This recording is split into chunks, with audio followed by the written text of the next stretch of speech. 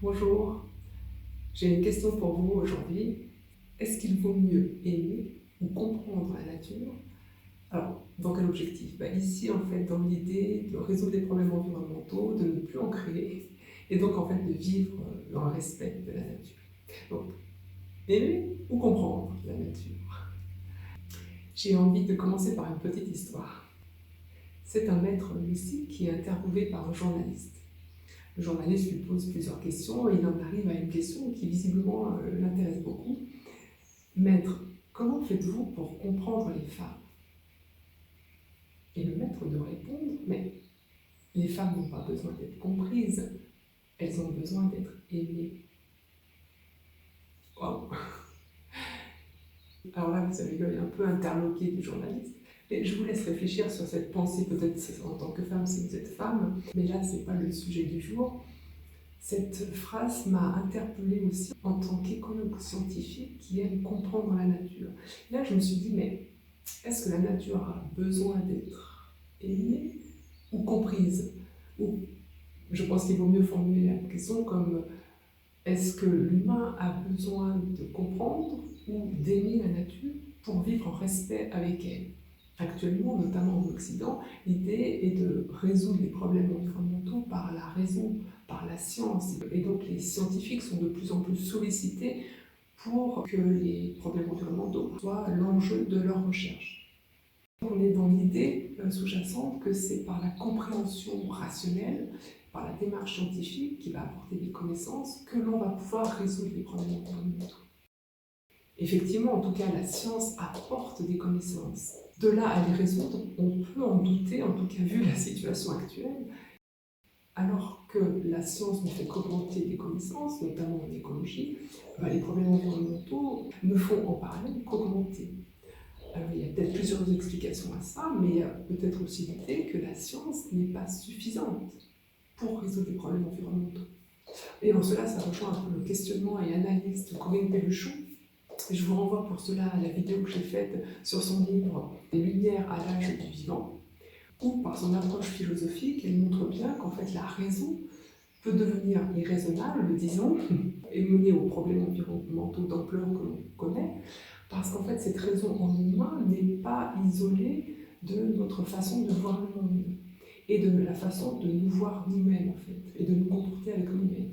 Et elle démontre que on a séparé l'esprit du corps et on a pris en fait quelque part à contrôler en soi le corps, les émotions, ce qui nous amène à vouloir contrôler chez autrui la même chose et à vouloir contrôler aussi la nature.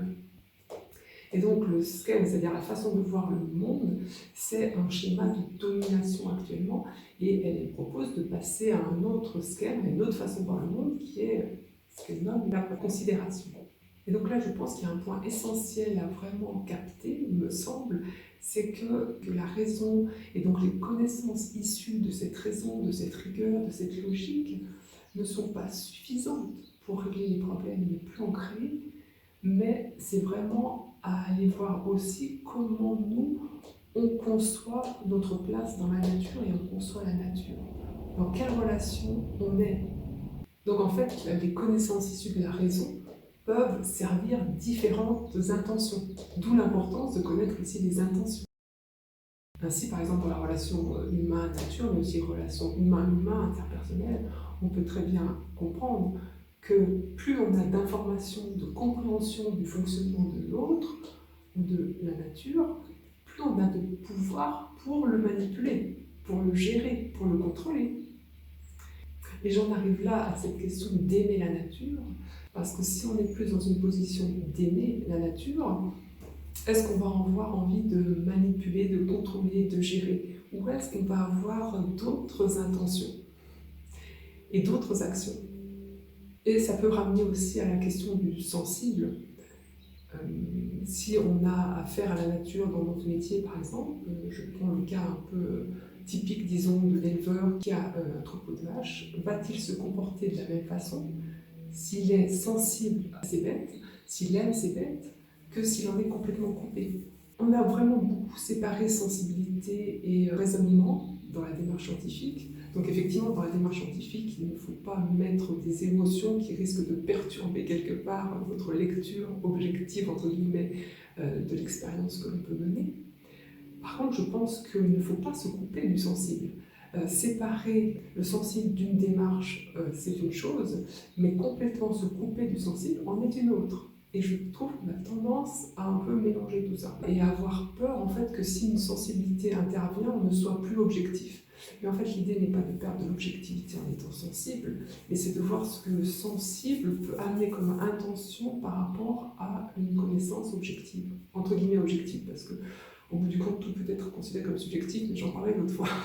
Alors, le sujet de la sensibilité est un sujet à part entière, parce que la sensibilité, elle aussi, peut peut-être ne pas aller dans le respect de la nature. Mais là non plus, je ne vais pas détailler, c'est simplement dans cette vidéo de donner des pistes de raisonnement entre cette idée de soit comprendre, soit aimer, ou peut-être d'allier les deux pour une action juste envers la nature. Alors on peut être dans la compréhension, et on a vu l'importance de l'intention. Et peut-être on peut être dans la non-compréhension, en tout cas la non-compréhension intellectuelle, et d'être dans le fait d'aimer, d'être, disons, dans le cœur. Est-ce qu'on va avoir une action juste à ce moment-là? Alors on peut se poser la question, et là aussi, peut-être que dans l'intention sera juste, mais que le manque de connaissances peut-être ne nous permettra pas d'être forcément pertinent dans les décisions. Et il y a aussi un autre niveau possible, c'est que aimer et comprendre s'enrichissent tous les deux et amènent l'un à l'autre. Moi j'ai tendance à penser ça, en tout cas en termes de vécu personnel, c'est-à-dire que le fait d'aimer, par exemple, la nature, peut amener à vouloir la comprendre en profondeur. Ça a été un peu mon cas, et je pense que pour la plupart des chercheurs, à l'origine de leur recherche et dans le choix de leur sujet de recherche, il y a une attraction pour ce sujet de recherche. Un questionnement, ça c'est sûr, mais aussi une attraction dans le sens émerveillement, aimer ces sujets. Étant sensible, étant attiré par ce sujet, on aura peut-être aussi une position qui alliera sensible et rationalité, une fois qu'il y aura des actions à décider en fonction de la science, et la science ne connaissant pas tout, il y aura forcément des choix à faire dans un certain inconnu, même si on connaît de plus en plus de choses. Par ailleurs, dans l'autre sens, peut-être aussi que de comprendre peut amener à aimer le sujet que l'on étudie. Et là, je pense aussi, là je parle toujours aussi de la recherche, parce que je connais ce domaine de la recherche, c'est que quand on est plongé de plus en plus dans notre sujet et qu'on veut essayer vraiment de comprendre à fond, et bien, il y a des questions qui sont nouvelles, qui apparaissent à chaque fois et qui nous étonnent. Et c'est ce qui fait que l'émerveillement qu'on avait déjà probablement au départ, il ne fait que s'amplifier. Et on voit de plus en plus de liens, de plus en plus de connexions, et on voit de plus en plus de complexité, ce qui ne peut que ravir le chercheur finalement. Et l'amener à aimer davantage le sujet de recherche. Et dans ce sens, la science alors n'est pas déshumanisée, mais reste humaine. Humaine dans le sens ici, pas complètement froid, robotisé. Ce qui me paraît aussi important de toujours garder à l'esprit aussi, c'est que la science ne connaît pas tout. Elle connaît davantage, toujours plus, donc ça c'est génial. Puis des fois il y a des sauts, des changements de paradigme, alors là ça ouvre des grandes portes, et donc ça ouvre d'autres perspectives, d'autres façons de voir le monde justement. Mais à chaque fois on ne connaît pas tout, donc il y a forcément encore toute une zone d'inconnu avec laquelle il faut jouer forcément quand on prend des décisions, même à partir des résultats de la science. Quand on est dans le positionnement d'aimer la nature par exemple, on va avoir d'autres intentions que celle qu'on aurait si on est dans un positionnement de domination, de vouloir tout contrôler. Et donc pour éviter cet écueil d'une intention qui apporterait une distorsion en fait dans la mise en action de la raison, eh bien l'idée c'est d'aller comprendre en fait ce qui fait qu'on est dans l'intention de vouloir tout contrôler, alors qu'en fait on sait très bien que la nature est incontrôlable. Elle ne peut pas être contrôlée complètement. Alors on peut avoir l'impression d'y arriver, et même d'y arriver de plus en plus, mais il y a toujours quelque chose qu'on n'aura pas prévu. Et ça, on le sait très bien aussi en science, quand on comprend de plus en plus, eh bien, on rajoute de plus en plus de variables de compréhension, et auxquelles on n'a pas forcément pensé au départ. Plus des effets temporels aussi. Ce qui fait que le résultat immédiat n'est pas forcément celui qu'on aura dans quelques mois, quelques années, voire une dizaine d'années. voire centaines d'années. En tout cas, de ma perspective, pour répondre à la question vaut-il mieux comprendre ou aimer la nature pour être en respect avec elle, je pense qu'il faut allier justement compréhension et amour en fait, de la nature. Et ainsi, donc, la connaissance scientifique ne pourra que porter ses fruits dans la direction du respect. Car pour moi, dans amour, il y a respect. Mais à un moment donné, il faudra se poser la question, qu'est-ce que ça veut dire aimer, en fait, hein, parce qu'il y a différentes façons d'aimer. L'humain peut aimer encore de façon destructrice, avec avoir les relations interpersonnelles, ce qui peut se passer entre les personnes qui sont censées s'aimer. Je pense que ça amène à garder à l'esprit qu'on a à la fois notre intelligence du cerveau intellectuelle, mais aussi une intelligence de cœur, et que l'idée, ça serait que ça circule bien entre les deux, peut-être pour avoir l'état d'être juste, pour vivre le mieux possible avec tout ce qui nous entoure et nous-mêmes. Je rajoute encore une petite chose, c'est que de plus en plus on découvre au niveau du cœur, ce qui a été déjà dit par des anciens, qu'il y a une intelligence donc, au niveau du cœur et qu'il y a, physiologiquement parlant, anatomiquement parlant, disons, un mini-cerveau dans le cœur avec une zone très dense de neurones notamment. Donc voilà, on ne comprend pas forcément encore tout ce qui se passe dans le cœur en termes de système nerveux et de lien avec le cerveau, même s'il y a quand même pas mal d'avancées. C'est pas encore forcément généralisé, accepté par tout le monde. Et je pense qu'en tout cas, avant même que la science démontre quoi que ce soit, l'important est aussi de voir en soi comment ça fonctionne. Est-ce que je peux faire la différence entre ce qui se passe dans mon cerveau et ce qui se passe dans mon cœur, ce qui est issu de mon cerveau, ce qui est issu de mon cœur, est-ce que ça va dans le même sens ou pas, ça se contredit, ou est-ce que je fais taire l'un ou l'autre? C'est ce questionnement qui, moi, m'anime en fait, dans le sens où j'aime bien travailler à l'échelle individuelle, comprendre l'humain dans sa relation avec l'environnement et comprendre comment il interagit avec son environnement, à la fois au niveau du cerveau, mais aussi par exemple au niveau du cœur, que ce soit physiologiquement ou symboliquement.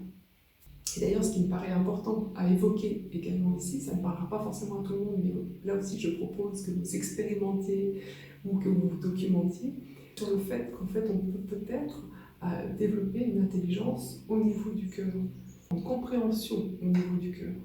C'est-à-dire qu'en étant dans un état d'appréciation, d'aimer en fait ce qui nous entoure, on peut peut-être avoir une compréhension des intuitions, une compréhension plus immédiate qui nous amène à une compréhension qui n'est pas forcément intellectualisée dès le départ, mais intuitive et presque issue d'un ressenti. Ça ne parlera pas forcément à tout le monde parce qu'il faut le vivre, je pense, pour le croire déjà.